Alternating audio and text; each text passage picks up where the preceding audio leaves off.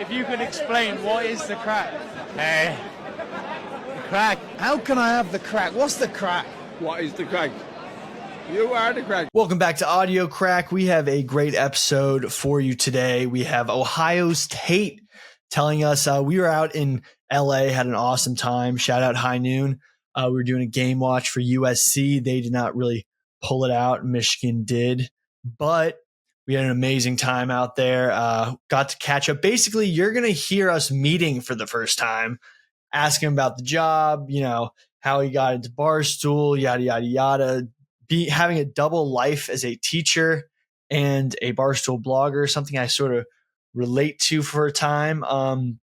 It's an awesome conversation. Great dude. Loved having him on. Hear about his Ohio State record bet and more. But before that, we're going to talk a little bit of football because it was another amazing weekend of football.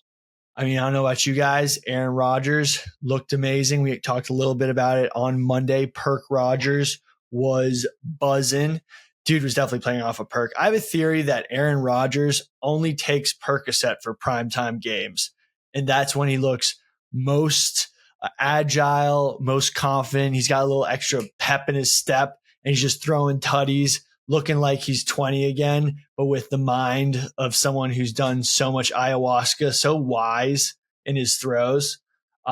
Crazy stuff. So we have 3 more Jets primetime games. So only 3 times we might see Aaron Rodgers, Perk Rodgers on the field play. Cause I don't think if they don't make the playoffs, I see him retiring.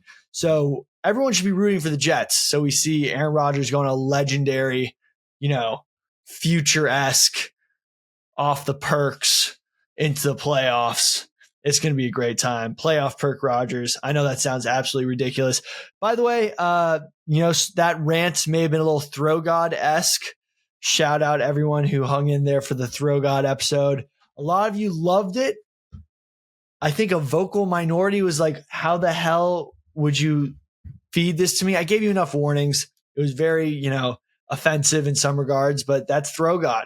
So Throwgod, I don't know if he'll ever come back on the program, but you know, the people like him, but I don't know if in good faith, maybe we'll rein him back and we'll just have him on to talk football sometimes. Have you talked to Throwgod since we did that interview? He's loving it. He's reposting our stuff. I should reach out to him. I talked to Throwgod enough. He should be very happy because we did not cut anything. He said, don't cut it. And we listened. Yeah. But I mean, we had to cut some stuff. We did? Okay, never mind. But you see, that was the stuff we didn't cut. So imagine what we did. Thank you for listening to Audio Crack. Nikki Quinn, what were your by the way, low-key went 2 for 2 on picks, and I hit the hardest one, Rams -2.5. I think they were getting 6.5. I know. Talk about odds. I think we ended up plus money, plus units, but we'll I don't know about this weekend. Maybe we'll give some more out at the end of the episode. Jets won. Great week of football. Josh Allen balled out Monday night. Honestly, the greatest performance ever. 4 touchdowns. 4 touchdowns. I bet him 2 rushing touchdowns, 2 passing touchdowns, and he hit. And I'm up. It's crazy. 30 fantasy points. Yeah, dude. Josh Allen, legendary performance. Some of his throws are just insane. I mean, I remember one of his touchdowns.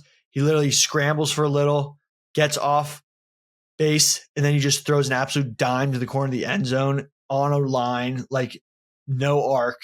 Some of these plays these quarterbacks are making, like Caleb Williams, even though he's been struggling, he threw an absolute dart to a guy up the vert. Caleb Williams might throw the prettiest football and the tightest spiral in the NFL. If he's able to throw the football.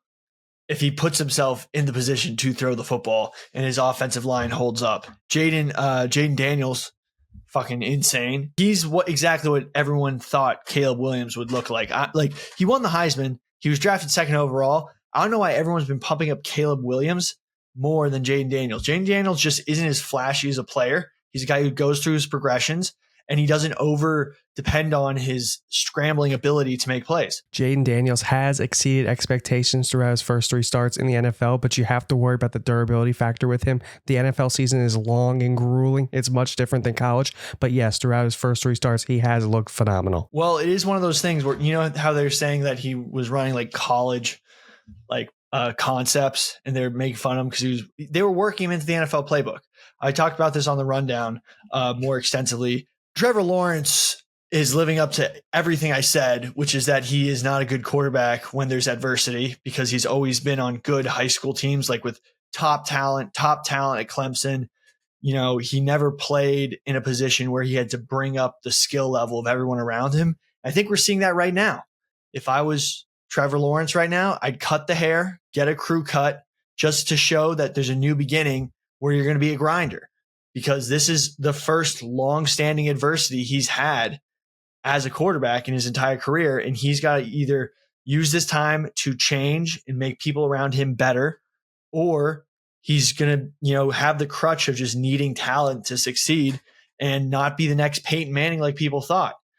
Who knows? Maybe he gets off the team, turns into a Sam Darnold or Baker Mayfield. I mean, those guys, their career resurgences are amazing. Listen, it's a win for Jets fans because we were tanking 2020 to get Trevor Lawrence, and we ended up beating the fucking Rams, which costed us that first pick, and we ended up with Zach Wilson. So it is nice to see Trevor Lawrence not panning out. You know, it's a win for Jets fans. Yeah. I mean, Zach Wilson might end up being good if he lands somewhere after seeing how Sam Darnold and Geno Smith are fucking doing. But we're positive right now as Jets fans. Moving on, dude, this crazy play. Aidan Hutchinson is so good. And, you know, let me tell you why. I saw a clip of him. NFL posted it. I saw it a little bit in the game. He beats his blocker, a tight end, some scrub tight end. He beats him off the line so well that he hesitates and thinks that it's a screen pass. And then once the tight end recovers to block him after he stayed on the line of scrimmage, he was like, oh, wait, no, it's not a screen pass. Like, he won so easily, he thought that the tight end was letting him go to allow a screen to happen. And he ended up beating him twice on the same play and still like being in the area of the ball carrier when he gets down. That is like, he's like the Predator from Alien versus Predator. Beats a block twice because he beat him so well. He had the mental confusion of, oh my God, wait, that was way too easy. It must be a screen. That's like almost too much football IQ. Like, he's almost too football smart for his own good, which is just one of the best plays of the whole weekend. Daniel Jones also threw an absolute dot after getting crushed by Myles Garrett. Did you see that? Yeah, touchdown to Malik Nabers. Insane touchdown. He looks like Odell Beckham Jr. reincarnated. Do you think he's the third level? We had Victor Cruz, Odell Beckham, and now it's going to be Malik Nabers. Oh, you think these things come in threes? I think they might come in threes. But yeah, we're going to get into our interview with Ohio's Tate. It's more just a chill sesh.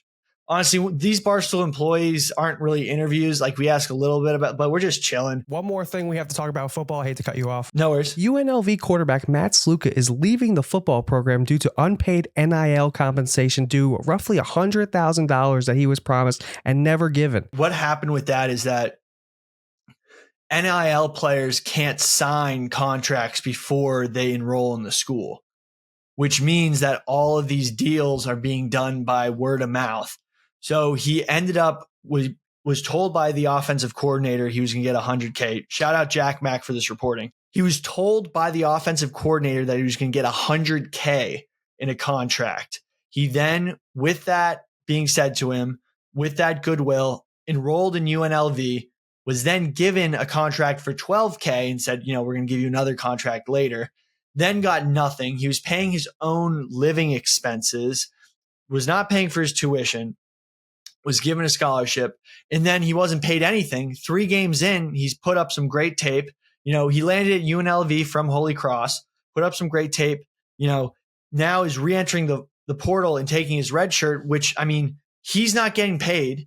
Why would you have the injury risk of playing the rest of the season for UNLV when you could be guaranteed money elsewhere? He knows he's not NFL caliber, So he knows this is his earning window. This is the whole new NIL straight up landscape we're in. You're having guys who are just not going to play for you after learning the system, winning the quarterback battle, running the offense for 3 games, and it's just going to fuck up their whole season.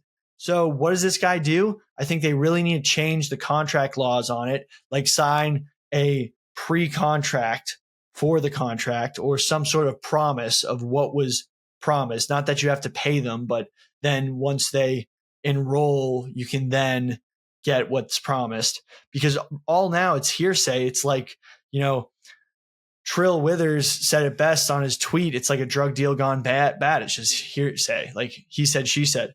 So, I mean, bro, go get your money. But listen, they beat Houston. They beat Kansas. Kansas is a football school now. They could hypothetically make the 12-team playoffs. So you should have fucking paid your quarterback. As soon as this came up, they should have been like, okay, let's pay him.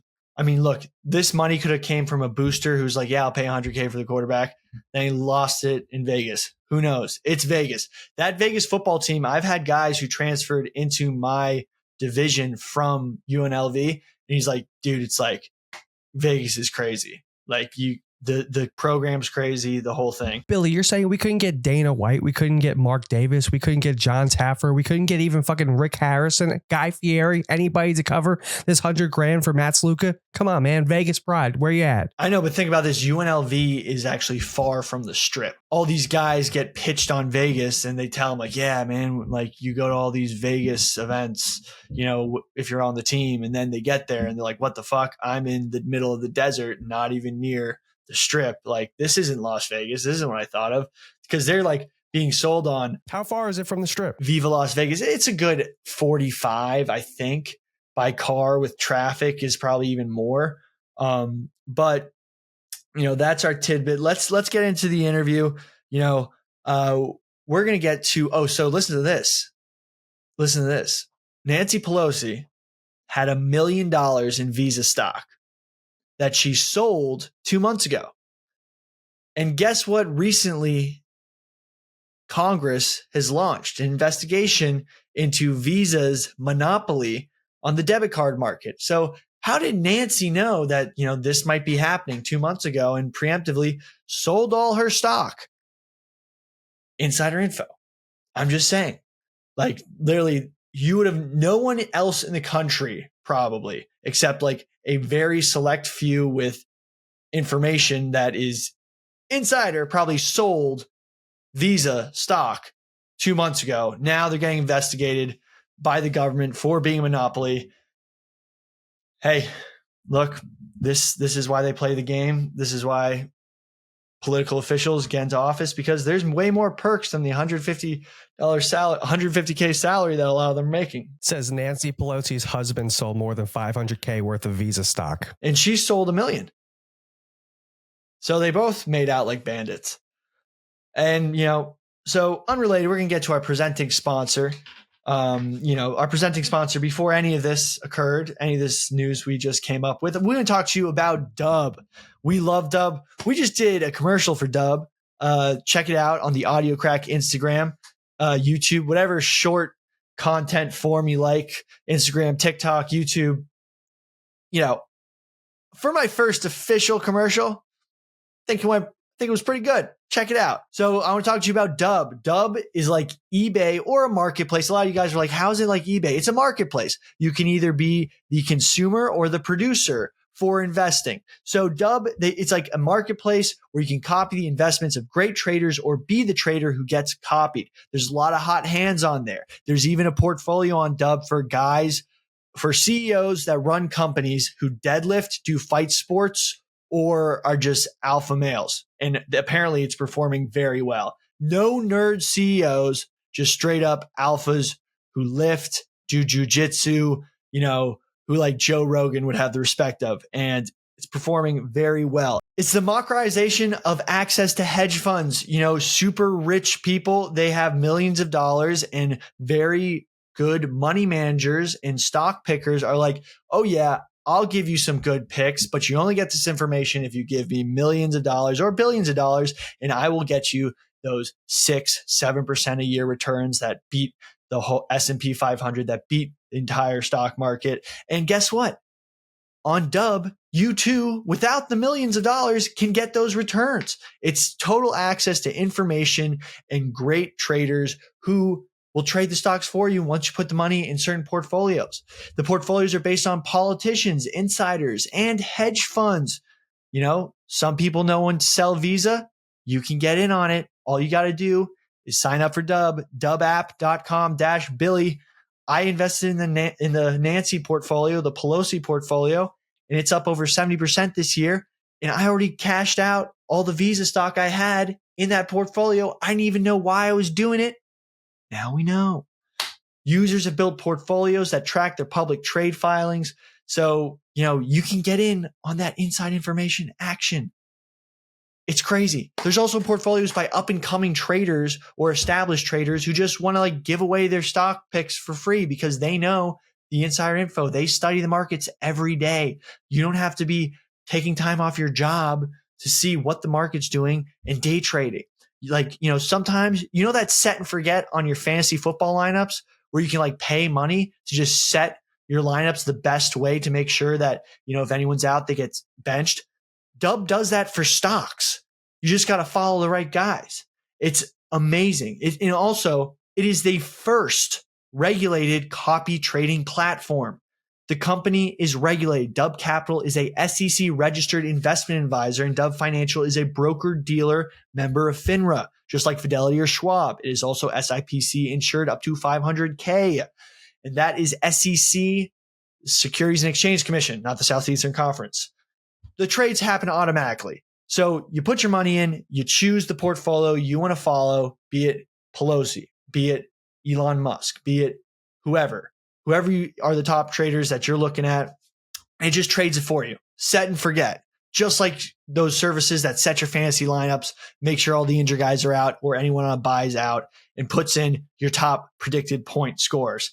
They do that for your stocks. It's amazing. So sign up for 1 week free trial of Dub. Cancel at any time. Invite friends and get $20 each. Throw it into your group chats. They sign up. They get $20. You get $20. If you're the first one to throw the link into the group chat, you get all the referrals. Do it, boys. It's going to be sick. Barstool Sports is a paid promoter for Dub and receives compensation for the promotion of its services. Past performance does not guarantee future results. And now for Ohio State. Much less problematic of an interview than Throwgod. Welcome back to Audio Crack. We have a very special guest. We are in West Hollywood. Also, the Pink Pony Club does not exist in West Hollywood. Oh, no? Yeah, so Chappelle Roan lied. There's no Pink Pony Club. I was looking for it. We got in last night, and I was like, I kind of want to go to the Pink Pony Club, just take a picture for some, you know, engagement. Right. Doesn't exist. But what does exist and work here is that when you press the crosswalk signs, they actually work. Okay. Is that not the case everywhere? No, they're fake everywhere else.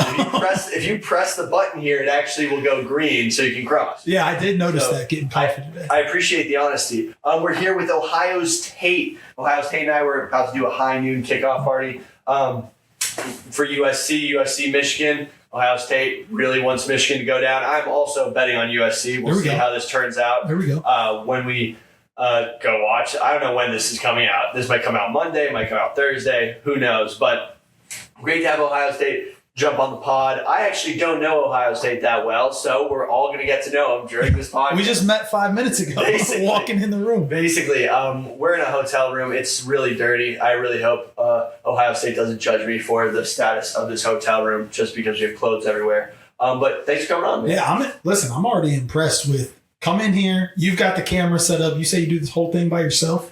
Kind of. I have one guy, shout out Nicky Quinn, my producer. Okay. He cuts up the clips. Hopefully we can get him a job one day. Also, I got my buddy here, Ethan. Mm-hmm. Ethan, crashed my hotel room last night.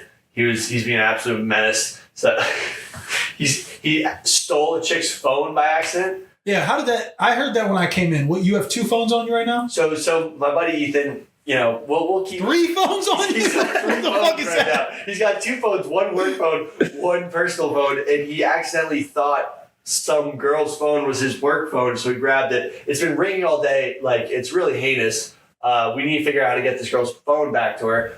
We might just take a picture and tweet and be like, hey, if 2 dudes with Irish accents were talking to you at the bar last night.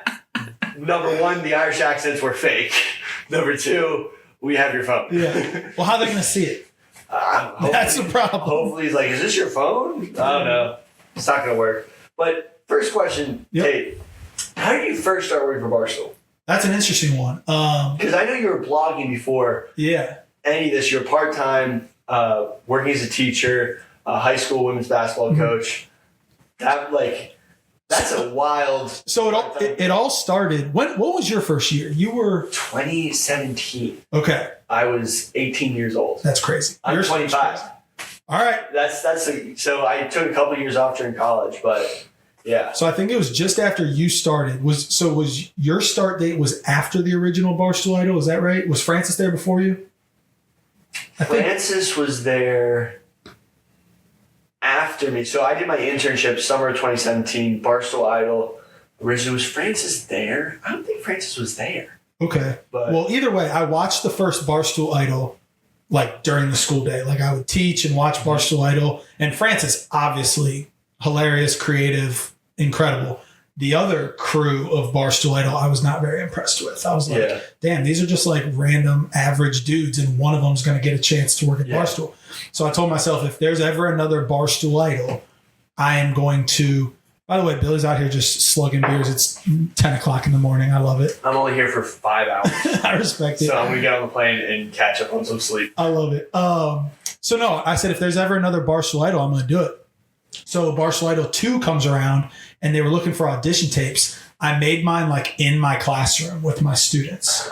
And I think like 30 people got chosen to like come to New York and do like an audition I did it in front of Dave, KFC, and Big Cat. It was like American Idol. If 2 of them voted yes, you get to be on the show. Oh. So I came in, and I don't think I've ever shared this before, Billy.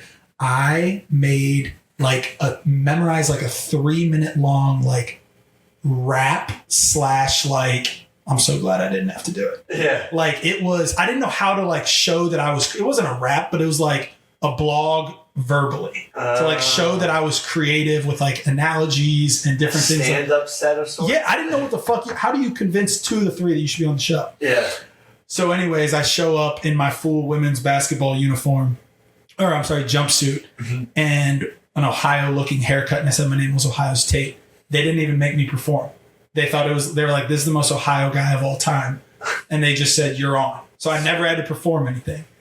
But your first name actually Tate? Yeah. That's dope. Yeah, so I've gone by Tate my whole life, Yeah. So I didn't have to like switch it for this. Yeah. But anyways, so I got on Barstool Idol. I had to miss the first week of school. No one knew about it. And then I went on Barstool Idol. Barstool's so big that the first day, like my principal found out, my coworkers found out. I told him I was what? Well, what did you tell him? I told him I was on like an American Idol to be a sports broadcaster. Kind of. That's an easy explanation. Yeah, and my principal was like, yeah, you have to take unpaid days, whatever. So I did that. But then one day in, everyone found out I was Barstool, which is way different than like being on ESPN Idol. So I did well on the first couple of days of Barstool Idol, but then I had my parents, like school parents, the people I coached with, the players I coached, my administration, everyone was watching me. So I had to stop being like funny. Like I couldn't be inappropriate anymore in the middle of Barstool Idol. So I remember we had to do stand-up comedy, and I basically said like, I can't do this. Like try to do stand-up comedy without being inappropriate. It's impossible. So middle of the competition, Dave said, how about you go home, use an alias, Ohio's Tate. I'll use a cartoon face and just blog for us part-time. So I did that for 6 years. That's what I've been doing for 6 years. That's awesome. No one knew who I was. Honestly, it's great having the double alias. Everyone kind of starts out in that, the whole... It's like a weird world. It's like Batman and Bruce Wayne in a weird way. There were people at our school that knew who Ohio's Tate was and knew who Tate Moore was, and like didn't know I was the same person because I was working behind a cartoon. Crazy.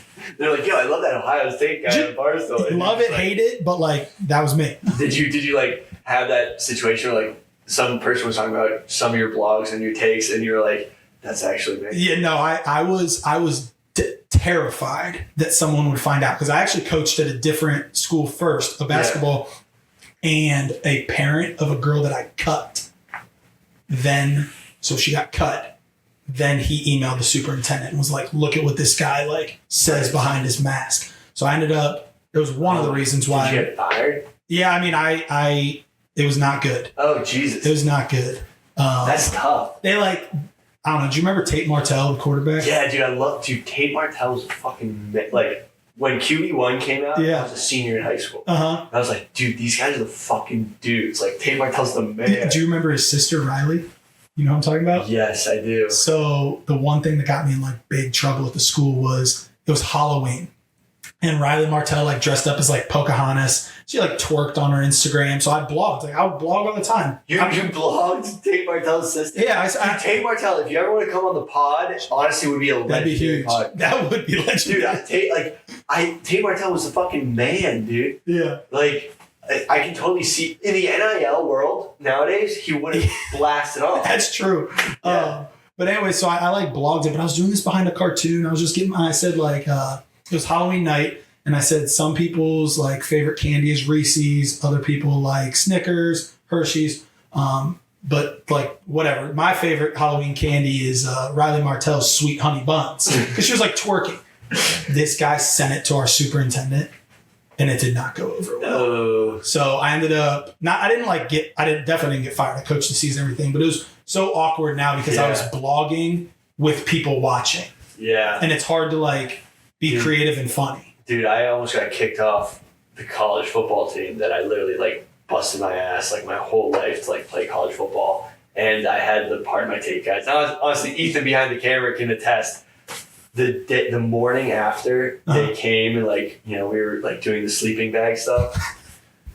Literally, my coach called me at 7 a.m., brought me into his office, and reamed me out. For being on Pardon My Take? Well, he was like, you can't have like people above, you know, in a freshman dorm. You can't have like older people. Like, you know, he gave me a full ream out. Like, I literally like got caught dealing drugs. And like my coach, I love my coach. Shout out Coach Ray. But you know, he like gave me a full like disciplining, and he was like, I don't know if you're gonna be on this team. I gotta think about it. And fucking ream me out. I literally like I have PTSD to this day. Yeah. I'm just getting reamed out. And he was like, you know, then once he found out that he wasn't going to get in trouble from like security, then he like was like, I know they just came over and chilled, but like literally, like my buddy Ethan could attest, like it was like one of the, I thought I was going to get kicked out of the school. I don't know. He was just like, well, there's no way you were like, obviously with the coach and security, you were undercover, but like your friends and teammates had to have known. Oh yeah, everything, right? They knew. Like you couldn't keep that under wraps. No, it was like you know.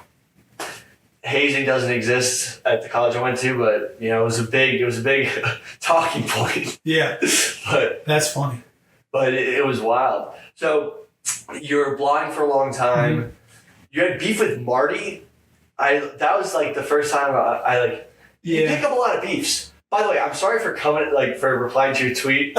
Let me talk. So you're like, yo, Nicky Smokes is an absolute house blogging during the football season, and I was getting amped up. I was lifting and I lift and blog at the same time. Oh wow! I was getting amped up. Yeah, because I have a squat rack in my office now. It used to be my kitchen. Now it's my office. But I was like, I was getting pissed off because I couldn't find anything to blog. And you're like, yo, Nicky Smokes is a house, and I was like, there's only 3 blogs up right now. But what was crazy at the exact same time you tweeted that, it was Reegs, you, and Smokes were the only 3 people that blogged that day. And that's what my picture was. Yeah. That makes sense. Yeah, so I was like, what the fuck? Like, no one's posted over 2 blogs today. What the hell? Like, God damn it. Like, I'm trying to blog right now. Yeah. No, that was funny. Nicky, shout out Nicky. We sit by each other in the office. He's been grinding this month. And then, Billy was like, dude, what the fuck? This is 1 day of blogs, which it did add up, but it was actually a full month. That was my bad. My bad. But, by the way, Smokes, low-key, I'm going to be going to Jacksonville, Florida with him for the Florida-Georgia game. You guys will get after it. Dude, the thing is, like, I Smokes is still on that, like, really, really get after it vibe. Yes. I'm more of, like, go to a bar, drink a bunch of beers, chill. I'm interested to see if Smoke still has it in him. He's been a little bit neutered this football season. Yeah, he's got a girlfriend. Okay, that's actually good. Yeah. Yeah, because, I mean, the Smoke stories I'm hearing, especially from Tate. Tate's like, Smoke shows up at my club at like 4 a.m. He's an All-American partier, so Yeah. he's good. He's I mean, good. South Florida. Yeah, you guys are going to Florida, Georgia, right? Yeah, Jacksonville. Damn, world's biggest cocktail party. Yeah. That'll be good. So, kind of want to hit the floor, maybe we're short. But so, when did your beef with Marty start? That one, like, there's real beef, and then there's like There's just like I like to blog and I like to chirp a little bit. And what really happened, he caught a stray during that. It was during, it's fucking Rico Bosco's fault. yeah, And I like Rico now, but Rico Bosco, this was like in the middle of him, like, it was like 4 years ago. He was disappointed in like his pay, and he wanted a new contract, and he wanted all this. And so they're getting ready for March Madness. And I'm just like blogging undercover. I had not had beef with anybody in the company. Yeah. I'm like trying to lay low. I'm coming off that story I just told of like getting caught. highly vitality. And then, so anyways, Rico starts listing people Rico DMs me. Whoa. Yeah, and he didn't even follow me. And he said something about the upcoming March Madness. And I was like, okay, whatever. Like, what'd you bet on Ohio State or something? And he said, no, just trying to get all the heavy hitters aligned. I had no idea what that meant. It was like the most random thing I'd ever gotten. Yeah, he speaks in mob speak. Yeah. It's a Staten Island thing. It's the funniest thing ever. I didn't even know what he meant. But anyways, so then I start watching March Madness, and he starts talking about how he's not getting paid enough. And we've got people like Ohio's Tate and Red Rhino. Do you remember Red Rhino? Red Rhino did get a bag. Did he get a bag? Yeah, from what I've heard. Well, Rico's the one who says he's like, Yeah, well, exactly. yeah, Rico's like, yo, Red Rhino, they give him 150 bands. Get the fuck out of I here. was like, what? Now, I mean, I think that was just the revenue that his T-shirt brought in. Okay. But like, shout out Red Rhino, high school kid getting 150 bands. Well, so Rico starts mentioning like to Dave and Big Cap that we've got people like Ohio's Tate and Red Rhino out here collecting money, and they don't have to show their face. I worked unpaid for the first year. Then I was making $500 a month to blog a fucking lot, in my opinion. Yeah. So Rico, like, chirping me, using my name as an example why he should get paid more, like I'm out here rolling in money. I was like, so I DM him. I'm like, hey, like, I'm actually trying to stay out of this. Like, again, I just got in trouble for using my face. Like, hey, I get that you're, like, trying to get paid more money. Can you not include me? Doesn't answer. Next day on stream, says it again. Oh, wow. Like, he's like, I guess I should just maybe blog about the Cleveland Indians and sit on my couch and collect more money. And I'm like, motherfucker. So I wrote a blog titled like my shot at Rico Bosco for his unprovoked attack on me. And in that, Marty caught a stray. It was unfair, but Marty was basically like, Ohio's Tate, why do you keep bringing up Ohio's Tate name? No one has heard from him in 4 years. And I took that as like, he's a nobody, like, no one's heard from him, but really no one had heard from me. So I went at Rico, and then at the end I went at Marty, but all squashed. I just remember that video of you editing one of Marty's blogs and having your kids in the classroom edit the blogs. I had a lot of time on my hands in my classroom. I was making... Dude, I mean, being a teacher is actually extremely close to being a content creator. I agree. You're creating content for students. 125 kids, and they're like 11 and 12 years old. Yeah. If you're boring, you suck. So you have to find a way to keep it interesting. Dude, I low-key like want to be a history teacher, football coach so bad. It's maybe the best science life. teacher. Yeah. What would you be like teach lesson 1, 2, 3, Jeopardy on Thursday, quiz on Friday? No. That's a history teacher move. Quiz. I don't even know if I quiz them. I just like show them like awesome stories about like legendary people. Okay. Like just be like, yo, this is Genghis Khan. He conquered the most land mass out of any dude. So you get into it. Be like fucking Genghis Khan.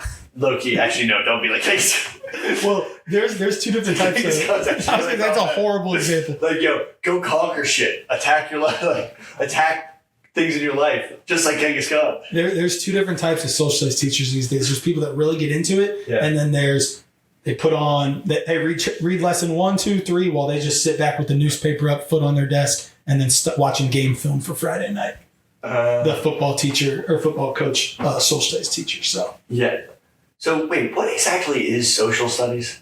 I had social studies, but like, what does that even mean? Like history? Yeah, I mean, it's all encompassing of like history, like geography, like study of maps, everything. I feel like you do it until like 9th grade, and then you start taking like specific like U.S. history, like geography class. Dude, I'd hype up America, like American history. It's like some of the coolest shit ever. It's probably, you know. You get in trouble these days. Well, I mean, if you're just like, yo, bunch of these dudes, they got on wagons and they just created life in the middle of a desert, basically. And like, you would have to teach in the right area, Billy, because parents would be up your ass the first time. You deal with that a lot? Yes. And I was just a language arts teacher. What, just like, you were... Yeah, I was an English teacher. Like, what did you teach that they were like up your ass about? So the big thing in language arts these days is book selection. Oh. I don't give a fuck. Like I taught, like, have you read The Outsiders? That was like, or The Giver. I read The Giver. I forget what it's about. It's like a young dude in a cabin. Or is that The Hatchet? It's not The Giver. The Giver is like the guy that can see color that no one else can. But anyways, is that The Hatchet that I'm thinking of? Yeah. It wasn't the huge controversy, but I really like the book Tom Sawyer. Oh, Tom Sawyer's dope. Yeah, because Tom Sawyer is like the ultimate, like, he would trick people. He would get his friends to do his chores for him and shit like that. It was cool. But also there's bad words in Tom Sawyer. Sorry to interrupt these great vibes with Ohio's Tate, but we got big news, huge news. Producer Nicky Quinn might not have to go to prison because the podcast is making money. Pat on the back. Podcast is making money. We're keeping Nicky Quinn out of prison. We're almost there, guys. We got a new sponsor. And let me tell you about this new sponsor. It is Turtle Beach. Today's episode is brought to you by Turtle Beach, the #1 brand in gaming headsets and accessories. Their new Gen 3 Stealth 600 headset picks up so much crystal clear sound, it's basically cheating. I was wearing them, playing some COD. Sorry, I don't stream anymore. Just sometimes I want to turn my brain off. But I was rocking them and I was smoking fools. I could hear them running up behind me. I could hear it intensely. I actually thought that the door behind me right here, if you're looking on YouTube, the door right behind me, I thought someone was breaking in and sneaking up behind me while gaming. It was that good. But then I realized it's in the game and they killed me. But next time I realized it was in the game and I turned around and I got the kill. It's so amazing. Their headsets are so comfortable. I'm rocking them right now. You'll feel like you're wearing a marshmallow cloud pillow on your head. Best of all, Turtle Beach has Stealth 600 models for PlayStation, PC, and Xbox, including cross compatibility and Bluetooth. So one headset for all your systems. Turtle Beach doesn't just have amazing headsets. They have every gaming accessory you could ever want. And they're all high quality at prices that don't break the bank. From flight and racing simulators to controllers, keyboards, and mice, Turtle Beach is the ultimate gaming cheat code. So get the ultimate immersive gaming experience with Turtle Beach today for a limited time only. And crackheads, please, if you're going to buy anything gaming related, anything electronic related, please head to turtlebeach.com and use code AudioCrack. And that is audio CRAIC for 10% off your entire order. Remember, crack is spelled CRAIC for 10% off your entire order. That's 10% off at turtlebeach.com with promo code AudioCrack. That's 10%. Thank you guys so much, crackheads. Thank you, crack maidens. We have a second sponsor. Please show them some love so we can keep doing what we're doing. And now back to Ohio's Tate. Huck Finn's the bad one. Huckleberry Finn has a lot of it in it. That's the second one. Mm-hmm. It's like the story of them going down the river. But yeah, that's the second book. Or is it the first one? Tom Sawyer is the sequel to Huckleberry Finn. Yeah. I actually had a professor at my college who wrote a bunch of papers. Shout out Doc. What was his name? D.L. Smith. D.L. Smith, he's the only reason why they still read that book, because he wrote a whole paper about how it's important to American history. Yeah. He was also the easiest A at the college. He would like. Yeah, I love that. But yeah, there's that type of stuff, and then there's if they talk about topics you don't like, one side's mad, then they take it away, then the other side gets upset, and it's just schools are run by the parents these days. Jeez. I mean, well, it depends on what the parents are looking for. You'd be in trouble if you didn't find the right. I just want to like talk about sick shit that happened in history. Like there was this one time in medieval France where a guy was with his dog in the park and a guy murdered him, and then the dog ran to his owner's friend and was like barking and brought him to the body, and then the owner's friend like took care of the dog, and then one day the dog saw this dude and attacked him. And then they told the king, and this dog was like never aggressive. And this dog basically was like, that's the guy who killed my owner. And they had a trial by combat between the guy and the dog over like basically being like, is this real? This is real. See, that's the thing. That's a crazy story. Yeah, and the dog basically, the king was just like, if the dog kills the man, then he's guilty. Because, and this dog was like the nicest dog ever. And then like, he was like, I want to kill this man, this random man. And then everyone was like, why do you want to kill this guy? He's like, oh my God. And the friend was like, that's who killed his owner. And the dog's just so fiercely loyal. It was in France. I actually got to look up the exacts, but it was like a 100-pound greyhound that like killed this dude in a trial by combat. And they're like, oh man, dude definitely killed the guy because his and that's just like great about dogs. See, a class on stories like that would be the greatest thing ever. But again, if you don't come with your facts, there's going to be people that come at you. Yeah. You know what I mean? I mean, being a teacher must be so hard nowadays. It's weird. Honestly, like I have so much more respect for teachers now that I'm not a student. Mm-hmm. I used to be such a dickhead in school. Yeah. I could see that. That's right. I used to do heinous shit. Really? I used to throw shit all the time and like hit people from like all the way across the room. Did you do your work though? I did. I was actually like a very good student. Yeah. Low key. I just like my philosophy on bad kids were have fun, joke around, do that shit if you want, if you get your work done.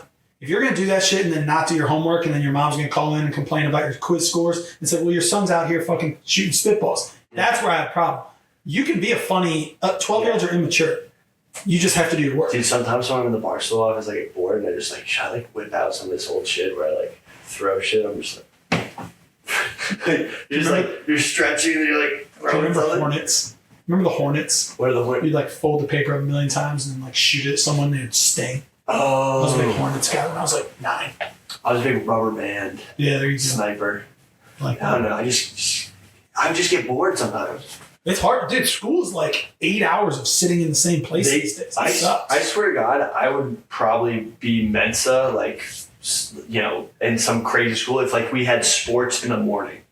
Dude, my basketball team practiced at 5 a.m. because of that. Oh, hell yeah. No practice after. No, we did 5 a.m. Fridays for the last however long because everyone wanted to you perform better in the morning, then you go to school, then you're done at 2:30 instead of being hungry all day, eating a lunch. Now it's time for a nap. You're tired. Okay, wait. Now we need to have a 2-hour hard practice.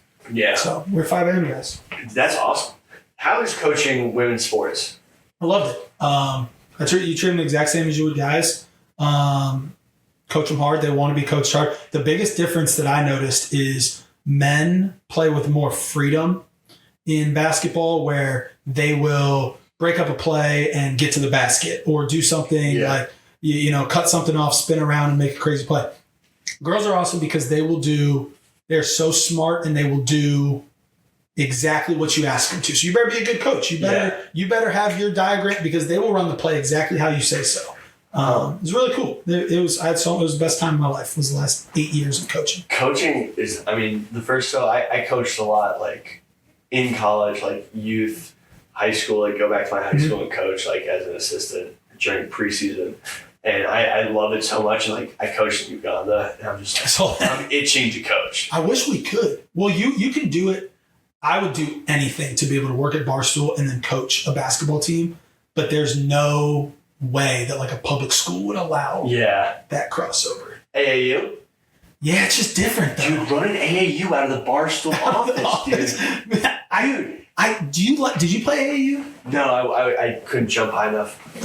I'm so anti the difference between club sports and school sports. AAU, I mean, literally, dude, I got into a huge argument on the last podcast I was on about how in Europe they teach team-based basketball. Yeah. Where in America they just do individual skill-based, and then AAU is just run and gun. Mm-hmm. I hate it. And it's like ruining, like that's why a guy like Jokic can like just walk into the NBA. And it's a money. I hate how it's like, expensive. Dude, it's so much money, and then it's like you got to pay for the hotels, you got to pay for the travel, and then you get to the game, you've already paid $1,000, and they're like, yeah, it's $25 to get in and watch your son play basketball. Yeah. Sucks. Dude, you should run an AAU team out of the Barstool office in Chicago if you can. If I could do a school team, I would do it in a heartbeat. Like me, get Bosco in there on the bench. Stephen Che would be incredible on the statistician part, but find a school that would allow it. Dude, honestly, you could pick up like high school has AAU. For sure. Yeah, just like pick up the best guys in Chicago. And then sign them to NIL deals with Barstool. But there's no pride in AAU. Do you know what I mean by that? Like you put your school across your chest and you're willing to dive on the floor. If you don't play for your high school, like you got to figure it out with the coach and the parents, because that's where you got to go. If you don't play or you don't like the coach in AAU, you play for a different team the next weekend. But there's some like elite teams.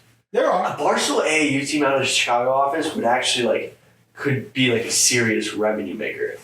From content perspective. It'd be content. I mean, think about those overtime dudes. Like, there's those like random white kids with curly hair that they post on overtime. Yeah. Like, yo, this is this Newman guy. Like, who the fuck is this? And we could absolutely do that. We definitely could. With like better dudes who are like actually like a top who team. can ball. Yeah. That's funny. Yeah. But getting back into so the unfortunate thing is sometimes the Barstool drama on Audio Crack, does the most hits. So I'm going to have to dig into this. Kelly Keegs. So honestly, I stay out of the stuff in the office, but like, how did that start? It started in the summer before it happened. I think it happened like January, February. Who did you get a number of how many blogs you had to do at some point? Like what did they say? Do you remember? 20. Like 20 a month. Who told you that? Gaz? Yeah. Yeah. So again, I had been working there for 6 years. I wasn't on the company email. I didn't have anyone's like phone numbers. I would just do my blog. Yeah. If they liked it, they would post it. If they didn't, they wouldn't. Yeah. I was making $500 a month. Whatever. And I would do months where I would do a fuck ton. Like I would do I did like 70. Yeah. Wouldn't hear from anyone. Then I would do a month like in the summer where I would do like 3. Yeah. Wouldn't hear from anyone.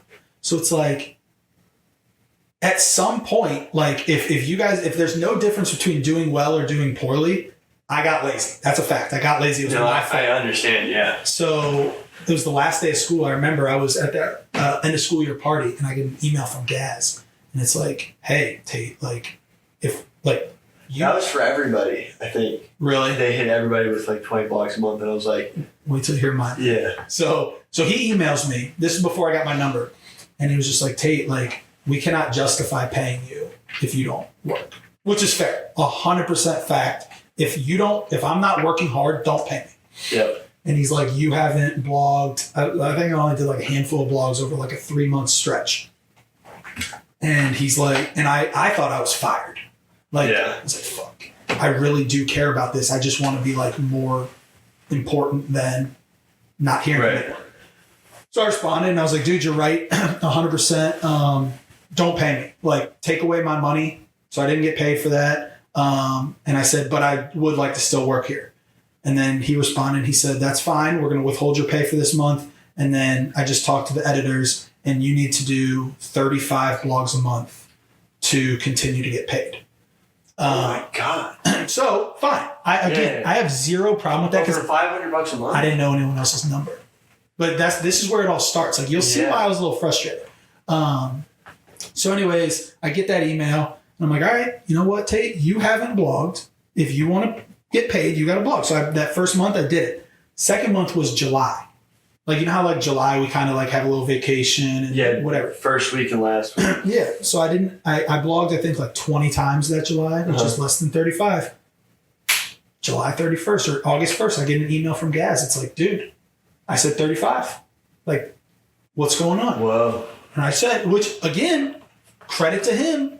Like if that is how we are going to do things, if I said I'll blog 35 times or don't pay me, make me blog 35 times. Have you said this? A little bit. Yeah, people know this story. Like I said it maybe on the first Unnamed show or something. I don't know. Yeah. But this is kind of in depth with it. So from that angle, yeah. So this is where it goes then. So I think I responded something like, you will never have to send me another email like this. Like, if you want 35, you'll get 35. And so I did. And so August I did 35. September I did 35. October I did 35. November I did 35. December I did 35. Dude, and I'm at the point where I either need to, I've never talked to like Dave, Big Cat, whatever. I either need to get a raise or move on. Yeah. Like, I'm doing That's going hard. 35 blogs a month for $500 before taxes. And at the end of it, I was getting $1,000. It sucked. I was getting taxed like a self-employer person. So, but it ended up you had to do your own taxes. Yeah. But I was later in my career making $1,000. Yeah, well, I wouldn't do my taxes. I wasn't making $1,000 at the end, just so you know. But anyways, so that happens. And then January rolls around and I'm definitely frustrated because I feel like I'm working hard and I don't know if everyone is being held accountable. Like, did you hit your 20 every time? Well, like, for example, when I was in Africa for like 2 weeks, I was kind of like, I hope they understand that I'm not going to hit my 20. Yeah. Did you hear from them? No. But, it's hard to blog from you guys. 100%. But you see, like, it just felt like I was the one being like held accountable for. Yeah, honestly. For like, dude, I'm could not be less of a human in that Barstool universe. Yeah. And it's like 11:59 on the end of the month. It's like, did Tate blog 35 times this month? So, anyways, Kelly was like on, I don't know, it was like Barstool Radio or something with Big Cat, and they were talking about like not coming in on Fridays. And she said something like that she doesn't come in on Fridays because that's when she blogs. And I had never interacted with Kelly, didn't know her. Yeah. Whatever. I used that because I'm a little psycho about some things. Yeah. To check and see, like, okay, do you blog on Fridays? Which was, I was frustrated with my own situation. Yeah. But then when I found out that she like says that she doesn't go to work on Fridays, but then hadn't published. And I don't want to like get like, whatever. Yeah. My point is I got upset. Like, holy shit. Could you imagine if I didn't get to 35 blogs in the middle of July when we were on vacation, right. And they cracked the whip on me. So that's where I wrote the first blog. And I do think it stinks that I was writing about my own frustration and she got the brunt of it. Yeah. Because I was able to use her situation as like my avenue to tell the story. Yeah. Kelly's a really nice person, honestly. Like, I can see how this happens. Like, from hearing your story, I can totally see why this situation would happen. Love Kelly. Honestly, I think she actually has magical powers. She takes the witchcraft like seriously. Yeah. So like, don't fuck with that. So well, so that first blog happens, and I am very willing to admit, looking back 6 months later, that I did not realize that blog would still give her like lasting effects 6 months later. That was not my intention. So that sucks. Yeah. With that being said, she responded, and then I responded, and then it's just off. So it's weird when you're not actually in person with someone, and you're just shooting shots from across an ocean. Yeah. But I totally understand how that can pop off. And, the thing is, the residual effects, like with beef in Barstool, is that like, it's not just the one-on-one, which like is pretty like handleable. Yeah. But it's more like the shots from the crowd. Because the thing is, it honestly like instigates stuff way more, because sometimes you'll get into an argument on a podcast with someone and then they'll get hit with all like people who agree with you don't message you to agree with you. Mm-hmm. They'll like, if they disagree with you, they will more than likely go out of their way to go hit you. So it's like, it's a weird existence where you gotta like happy people don't comment or like For sure. send stuff. Angry, unhappy people who like want to put anger on you reach out. It's like it's a weird psychology of the job that like you just got to get your head around. But like you both probably got hit from all sides from opposers. Yeah, it ended up snowballing so much, and then we had never met each other, and then she came to Chicago, and that was just a whole like I do see situations and points of this where she is deservedly very upset. I also think it was handled in a weird way, which whatever. Point being, I'm over it, and like I have no ill will towards her. I think she's over it. That'd be good. Yeah. So we should have them. We should have Kelly and you both on audio crack to squash the beef. yeah, That'd be fun. Yeah, but and she does. I don't know. Yeah. She's now that I'm here, I get where you guys are saying like chirping from the clouds is one thing, and now you're with someone's different. So it was weird that it like there's beef all the time. I feel like I've been in a bunch, and I see them and talk to these people, now regularly, and it's no problem. That one like escalated too much. yeah, I mean, also what I want to get into is your ride or die Ohio State. We're watching the Buckeyes. Thank God we're watching Ohio State Marshall. It's 28-7 now. It's the end of the first half, so 12 seconds left. I'm thinking as of right now, you're not going to have to get your pilot's license. List off all the games. For us. Yeah. So today, the first one was Akron. Uh-huh. So basically, I'm a huge Ohio State fan, graduate Ohio State, lifelong fan. I think we're really good this year. I think we're like, we good? Yeah, we're good. Oh, you want it on? I said, do you want me to show it? No, we can't show that. All good. So I think we're really good. This is my first year full time at Barstool, where I can actually like come up with content with my face on it and everything. So people are like, oh, you only do this when they're good. Well, yeah. Also, I've been at Barstool for 6 months. So I personally guaranteed that Ohio State will go 12-0 this year. I think we're too good, too strong, too talented. Our backs are against the wall. We have to. So for every game on the schedule, I made a bet of what I'll do if they lose. And I tried to like cater it towards who we play. Uh-huh. So like the first game was Akron. Yep. And if we lost to Akron, I would quit Barstool and go back to teaching. And I would teach at LeBron's I Promise School, which is a tough place to teach. Akron went up 3-0 on us. And I was like, well, we're never going to lose to them. But like, people are like, oh, you can do this because Ohio State's so good. Dude, Notre Dame lost to Northern Illinois 2 weeks ago. And I would have felt confident being 30-point favorites in that one. Yeah. So we didn't have to do that. Second one, we played Western Michigan Broncos. And I said I would drive a white Ford Bronco from Maine to California. Can't go over 45 miles an hour, which is like OJ driving the white Ford Bronco. Yeah. They said it was going to take like 72 hours of drive time. That would suck. Yeah. We waxed them. Marshall just scored again, dude. What the fuck is going on? Wait. I mean, we're fine, but like. Oh my God! Right before that happened. I know. That's going to send guys in the locker room. How did that happen? Does he get it down? Ooh, No, he's I don't out. know. They didn't. He's out. But anyway, so we played Marshall today, and Marshall's was that I would have to get my pilot's license. And so we went down 7-0 to start, which was really interesting. And now we're up 28-14, so it looks okay. We get into the Big Ten schedule next. Do you want me to go through them? Yeah, go through all. This slip's going to go hard. Michigan State. Do you know what a Spartan death race is? Yeah. Yeah, I would rather. Like, that sounds fucking terrible. I've done a Spartan death race. Is it not that bad? Isn't that where you have to do like crazy shit? Yeah, you got to do like a lot of calisthenics and stuff, like pull-ups and shit. I mean, I'm the most out of shape human of all time. They're pretty alpha though. Honestly, they give you a beer. Well, at least for the Tough Mudder, they give you a beer after, but you can get like electrocuted. Yeah, I don't want to do that. Yeah. That one, people are like, oh, which ones don't you want to do? Well, I'd like to beat Michigan State because the loser has to do a Spartan death race.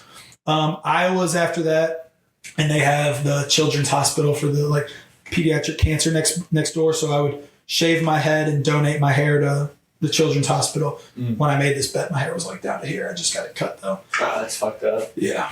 Let's beat them. Oregon, we're underdogs at Oregon right now. I said I will eat 10 of those, like, those yellow marshmallow peeps. Oh, yeah. 10 for every point they score. Bro, they average What? If they score 40 points and beat us, I have to eat 400 peeps by the time we play the next game. You ain't dying. Yeah, That yellow 5 food coloring? Yeah. points in. Yeah, I fucked that one up. Like, I didn't really have anyone go through these. You should have done a peep per point. Yeah, I should have not done 10 peeps per point. Why did you should have done 10 for touchdown? Well, the good news is we're going to beat them. Okay. The good news is we're going to beat them. The bad news is say we lose to them. Dude, what if they score like 45 points? And you know how many 450? I don't want to eat 5 peeps. I don't want to eat 3. I don't want to microwave one? Dude, Yeah, dude. when's the last time you had a peep? I never actually ate peeps. I just microwaved them. They're fucking gross. Yeah. They're disgusting. I don't think anyone actually eats them. They just like the look of them. If we're giving up 14 points and a half to Marshall, like, Oregon's going to score on us. Dude. Who's your quarterback right now? Dylan Gabriel. Yeah. He was the Heisman frontrunner. Nebraska, not allowed to eat anything but corn for an entire week. I don't hate that. Did you see Stephen Chase corn poop? Yeah. I didn't actually see it. You didn't look at it? I didn't see it. I missed it. Yeah, I hit the unblur button. I kind of want to see it. Was it all corn? It was gross. The second one was more corn. It was not all corn. There was some shit in there for sure. But he did it for like 2.5 days, 3 days. What about a week would be tough? Yeah, dude. You might have to do some content with your feces. Yeah, well, yeah. Outdo Stephen Che. Penn State's a tough one. Penn State, did you see this one? I didn't see this one, but for some reason my mind's going to Sandusky. Yeah. Listen, no. I didn't do it, but I did say that I will. So they removed the Joe Paterno statue, like outside the stadium. He was like in a, whatever. They tore it down because the whole Sandusky thing. I will go dress up as him and stand in his place of his statue for 24 hours. Oh. Which I thought was like hard. I thought that was like difficult to do. Get removed. Yeah, I didn't realize I guess I don't know much about it. I didn't realize I'll get like booed and protested on. Yeah, honestly, I don't think any real Penn State fans would boo Joe Paterno. Yeah. But like the same people that protest on campus. Yeah, there's some crazies out there. Yeah. 24 hours standing in the same place, that would fucking suck. And they're not bad. They're good. Penn State's good. It's like a 2.5, 3-point spread right now. Jeez, dude. Why would you do this to yourself? I don't know. The Purdue one is the one I'm most nervous about. Very nervous about. Because we've been known to lose to Purdue. It's huge favorites. Well, they have no women at their college. So is that true? They're amped up. Well, not actually. They're just like literally 7-3 men to women. I don't know why. I was like, is that true? No. The Purdue, like literally, there's no chicks. Oh, shit. Yeah, it's all engineers. They come to Columbus, which helps. But, Drew Brees is like birthmark. Yeah. I said I'll get it tattooed on my face. My girlfriend's so mad. So mad. Dude, she's gonna be rooting out for Ohio State that day. Yeah, she was like, we're going to the game. But she was like, why would you not ask me before doing this? Fair enough. Good point. Yeah. Just beat Purdue. Yeah. Boilermakers. 3 more. Northwestern. This one could be tough. We play at Wrigley Field. Take the ACT until I get a 34, which is the average admissions it takes to get in. Sneaky, I got a 34 with you. Got a 34? Yeah. You got a 35? Yeah, dude. Low key, my whole football team is just like dudes who are like socially very dumb but super smart. To the listeners that can't see everything here, this place is a pigsty. Yeah. There's beers everywhere. He's got 3 phones because you two, I would think, no offense, you two are morons. Yeah, no. It's a very, if you met my entire football team, I'm actually not one of the dumbest ones. There's way worse dudes on the team. And he can attest. There's it's just D3 football in the NESCAC is just like guys who had really good grades and played football, but like are absolute meatheads at the same time. It's honestly just weaponized autism. Yeah, no, you're not dumb at all. But yeah, maybe you can tutor me if I need it. 34's tough. Well, so here's some ACT tips for people out there. For the science section, you don't actually have to read anything. You just look at the graphs and try to deduce from there. And it doesn't really take science knowledge, right? It's like you interpret the graphs. Interpret the graphs. Don't actually read the paragraphs of writing. They won't actually give you any tips. Okay. You just got to look at the graphs. That's what it's about. The 2 that fucked me, I'm not dumb, but I think I would do really well in the reading and the language arts section. I think I could get very high on that. I suck at math. and that's math that you did 12 years ago. Yeah. That would take decades. But like if you ran through, did you do ACT tutoring? Ethan behind the camera? No. But he got 35. I mean, the math stuff is just like you just got to run through the textbook a couple times. I mean, I just remember I did like 2 ACT books back to front, did every single question. And like once you recognize the patterns and like do the research on the test, like I was so pumped that they changed the SAT so that like, you know, it was okay to take the ACT. My year, it was weird because like the SAT changed, so like no one took the SAT and everyone was like, oh, it's normal to take the ACT. Okay. Whereas like it's huge in the Midwest to take the ACT, but not in the Northeast. Okay. So that switch, test taking thing's crazy. Yeah. Honestly, if you're like in middle school right now, just like practice multiple choice tests. Yeah, some people really struggle with it. There's like smart kids that really can't take tests. Well, half of it's just the bubbles. No, half of it is just learning to like bubble correctly. No, seriously. I think a good strategy. You got to get rid of the bad answers is also a good strategy. Like there's very rarely 4 that all could be correct.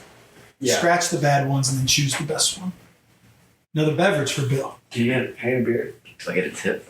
Yeah, you get a tip.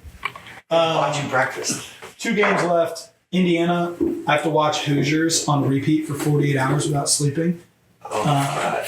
And they don't look bad. They look pretty good. Did you get hazed in college? No. Like basement frat shit? Not really, no. No, I'm good, thank you. there's 100 Ways to Love a Cat, that song, for 24 hours. You had to do that? No, I've heard of dudes who have to do that and they literally got psychotic. Yeah.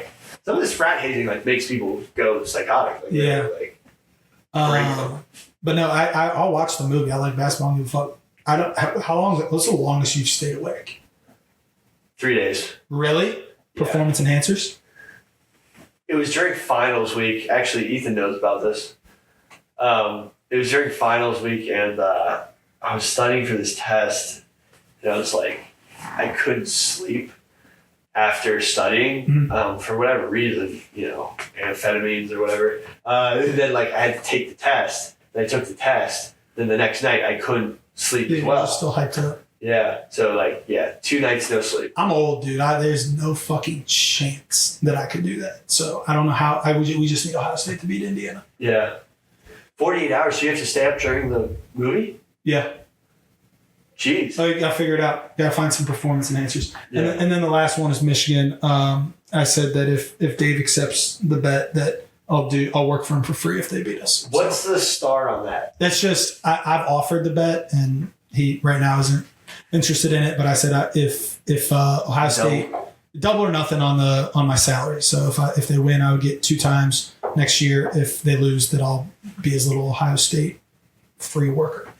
So what would you do to pay rent? Uber to and from work. You didn't think that too? Yeah, no. What if you just...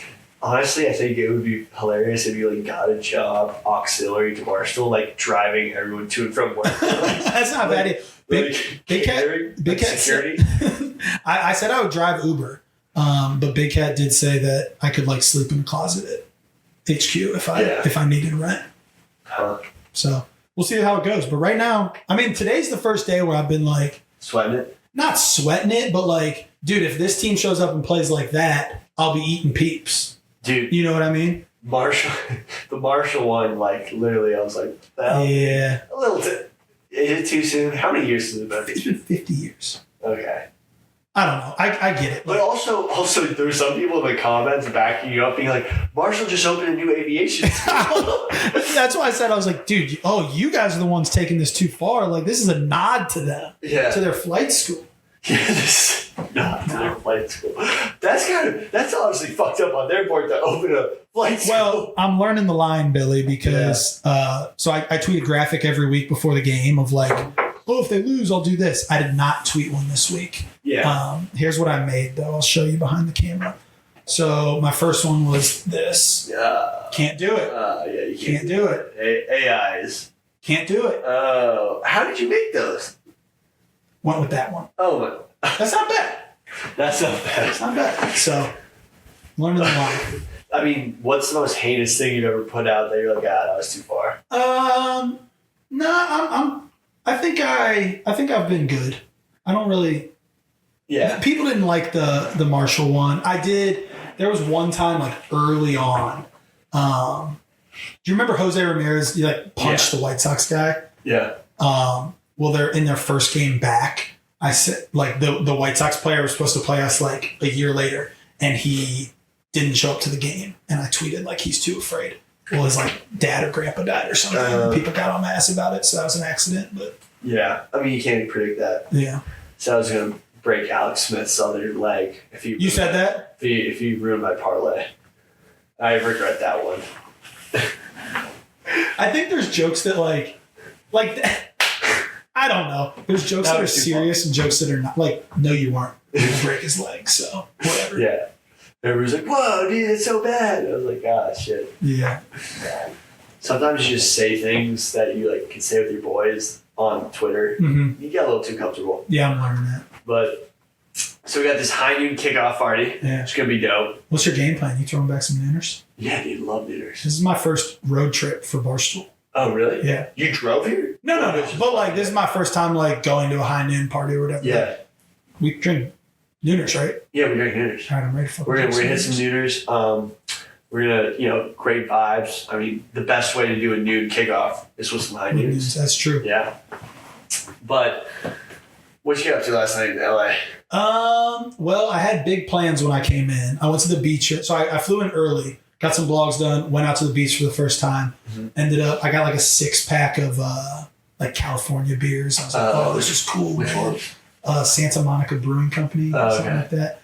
Then I went to Big Dean's, had some more beers. Then I went to a sports bar over here to watch the Nebraska game, had some more beers. My plan was to go to the Dodgers game. Never been. My plan ended up being in fucking bed at like 11 o'clock because... You have any Mexican food? No, I went chicken wings and I don't know if you saw Mexican food here is fire. This might get you up in arms a little bit. Did you see my tweet about the potato skins? No, I'm saying. Dude, I was like, hey, what you guys got appetizers wise? He's like, we got loaded potato skins, we got fried pickles, whatever. I was like, oh yeah, fuck yeah. How's your potato skins? He's like, oh, they're real good. This is my first order in California. That was the whole plate. What? 2. Whoa. 2. What happened? What happened to this world? What? Were you like a fancy place? No, bro, it was a sports bar down the fucking road. Was it an appetizer? He said it was an appetizer. I said, what do you guys have appetizers? Like mozzarella sticks, like jalapeno poppers, loaded potato skins. I said, how are they? They're good. There's 2. Yeah. That's disrespectful. That was nothing. Did you get main after that? I went chicken wings after that. Good stuff. Good stuff. Might throw down some wings at the bar today. Dude, it'll be high noon. It's we're going to Thunderbird. Yeah. Sick name. Mark Titus used to live out here. He said it's a good bar. Oh yeah. Be good. Actually, I remember when Titus used to live out here. Yeah, he said we visited him. He had a nice setup. Honestly, me and Jake Marsh thought we saw Titus on the beach, but it was just another dude who looked exactly like Mark Titus. And the thing was, the guy was talking to us. Like, you said what's up to him? He was a stoolie, and we were like, "Yo, what's up, man?" Like, and he was like, "Yo, what's up, guys?" Like, crazy seeing you here. I was like, "Yeah, like I can't believe we saw you yesterday." He was like, "What?" And it was a random dude who just looked like Mark Titus. Oh, that's funny. I've seen so many people on this fucking boardwalk. I saw Coach O in his today. No, like Super Bowl on Santa Monica Strip. I saw Coach O. I saw Hurley. Why am I blanking on his first Dan name? Hurley? Dan Hurley. Oh, I heard you saw Dan Hurley. I saw Dan Hurley. Oh, you fucked up I fucked up. Dan Hurley was literally sitting there with his son, and I was like, "Yo, Dan, you taking the job?" And he goes, "Oh, that's like, crazy." But the thing is, he was doing that on purpose to help him in contract negotiations with UConn. He wanted people to see him on Santa Monica Boulevard, like sitting like at the Suites Hotel, looking like he just accepted the job. The dude was drinking like champagne, and I was like, "Yo, you accepted the job?" I was like, "Yo, he's accepted the job." He was like, "I'm totally gonna break this. This is gonna be sick." But like, literally, he was just there, like trolling, like trying to make UConn. He used you. His offer. He used you. He used me. I need something for help with that because that's a small bag. Come on, throw me something like tickets or something. I don't know. But his son was also like. Oh, they were fucking with they fucked with me hard because his son recognized me. And I mean, I was like, "Yo, dude, what's up? Are you gonna take the job?" I was on a trike. He actually mentioned he was like, there was people passing me in bikes and shit, yelling at me. It was a funny. I mean, that's a wild story. But what time is it? 11. Yeah. How far is the bar? About 20 minutes. Yeah. Probably get there at noon. Well, Is that good? you can drive. Ethan can drive us. Are you gonna come to the bar? Sweet. I did. Awesome. Well, thank you so much for coming on Audio Crack. Appreciate it. Anything else you want to talk about for the listeners before we leave? No, I'm fired up. We got you're not on Surviving Barstool, are you? No. Who you got winning? Starts next week. Oh, you're gonna be in it. No, I'm not in it. No, but you're gonna be like. Well, no, I'm mad. We just it's pretty intense. we just got an email yesterday that you're not allowed to. Oh, go into the office? Yeah, it was like, hey, if you don't have if you have a show, go in and sit off on go into your studio and then leave. If you don't have a show, don't come in while I'm on the show. You know why? It's more because it's not like you could actually ruin things. They don't want anyone giving anyone else an advantage. For sure. Yeah. Because last year there was like something about people helping people who were eliminated out of the show. I mean, dude, those game shows, when you get eliminated, I got eliminated out of this game, like out of Most Dangerous Game Show. Yeah. And I was just in the woods for a week and I was allowed to leave. I was like, can I like drive home and grab my dog so when I do all these hikes and stuff, I can like have someone chilling with me? Yeah. Like, you'd love this. This is like insane though. I can't. I want to do one of those so bad. Hit me one of these. I get that I'm not in the 250,000 I want. I want to do one of those game shows. Yeah. There's things that they do that like manipulate, like from the, like they'll ask you questions in the confessionals, and I've learned a lot from this. I was a total villain in the Most Dangerous Game Show. They like push that out. Oh, they made you look that way, you're saying? Well, kind of. Yeah. So for example, they told me to like, go direct these people and go like tell them to do this. I'm like, okay. Like, I just thought like we were like shooting B-roll, and they're like, Billy's taking charge of the camp. He's like being a dictator. And I was like, okay, like, yeah, we need to do stuff around the camp, like to like keep it together. We need to collect firewood. And like in my mind, I'm like, hey, let's do this. And I was like helping people, then they just showed me like telling people what to do. That's funny. And then like they're like, yo, just like take the knife and just cut open this whole tent and ruin it. Once you got eliminated. And I'm like, okay. And they're like, Billy was so mad about getting eliminated, he destroyed the whole tent. Don't ruin it. Don't ruin it. No, but I was like watching, I was like, oh. Yeah, this makes me look really, really bad. Well, I'm excited. I was being a dickhead a little bit. I mean, they just booze you up and like you're just like at this campsite just getting hammered. Interesting. And it's wild. Well, I'm gonna be watching just like everybody else because I'm not gonna know what happens, so it'll be fun. Yeah, I mean, the thing is that stuff gets very contentious. 250,000 is a lot. I know you got heavy hitters in there. I know. I mean, like from the last one, I don't know if like people are still chill with each other after like Big Cat going 1-1, getting eliminated. He like you could tell he was pissed. We'll see. I hope there's a little controversy. I love a little drama. Hey, who do you think wins? Everyone's saying Bob Fox. If I'm Bob Fox, I'm pissed because everyone's saying Bob Fox. Yeah, because then I do think Bob Fox could win and will win and should win. But if everyone says that, he's not going to win. Is Tommy in it? I don't think so. Did he retire from game shows? I mean, the fact that Tommy and I are actually like good friends now, but like at the time he like won. I literally was at the camp and I was like, yo, we're all eliminating Tommy, right? Because we can't let him win another one. And then I got eliminated the first time. I don't think it's going to be any of the like heavy hitters. Like I don't think like Dave or like Whitney or like, Will Compton won the last one, but sneaky PFT. PFT's not in it. Oh, he's not? No. I think it's going to be like a common, like it could be like Bob Fox. Roan and Caleb are both creative. The girls will be good. I think Kelly could win. Rhea is in it. Megan making money, I think, could win. So it'll be interesting. The worst part is like, hopefully, I mean, it's crazy. It's a crazy world. Honestly, I could see like, is Smelly in it? Mooby? Oh, I think Mooby's in it. I don't know if Smelly's in it. Mooby's a good one too. I don't actually know Smelly's real name, and I see her in the office, and I don't know if I'm like should call her Smelly to her face, because that's kind of just like you gotta ask first. It's like, hey, like, but yeah. So, well, we're gonna have a great time. Let's go drink some news. Let's go drink some dinners. Have a great day. Thanks, man. Thanks for coming on. Yep. Appreciate it. Like, subscribe. Audio Crack. Audio Crack is honestly like the first organic, built from the ground content Barstool's done with no resources that's actually gotten into the Barstool universe It's impressive. in a long time. It's impressive. I'm not tooting my own horn, but it's been a long fucking journey. So thanks for tuning in. We're gonna go drink some dinners. Peace. And that was Ohio's Tate. So what do we got, Nicky, for the Thursday slate? Okay, so we got Cowboys at Giants. Cowboys are -6, and I know you're a money line guy, so Giants are +210. Dude, I actually love the Giants, and this might be a terrible, like, Giants money line. I know this sounds like a terrible, terrible pick, but Dallas coming off a bad loss, they're gonna like come hard, but it's also a short week, and the Giants are hitting their stride, looking decent. Their pass protect looked better than it has been. That Giants +210. I mean, out of all the bets, overs, unders, hitting that +210 would be sweeter than just Dallas to cover. Because that's what you're betting. You're not even betting Dallas to win. You're betting Dallas to cover just for the value if you think Dallas has got it. Whereas I'm throwing it on the Giants +210. That's double your money. Triple. I just threw a unit on the Giants money line. And I'm going to throw TD score. I'm going to go Zeke anytime just to cover my ass.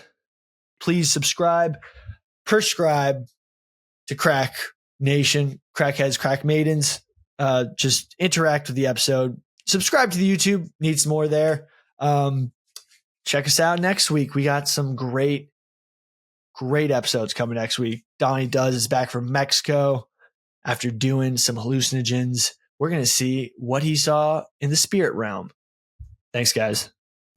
Daddy used to knock them down, yeah, and I should have known not to mess around with the nightlife or the bright light.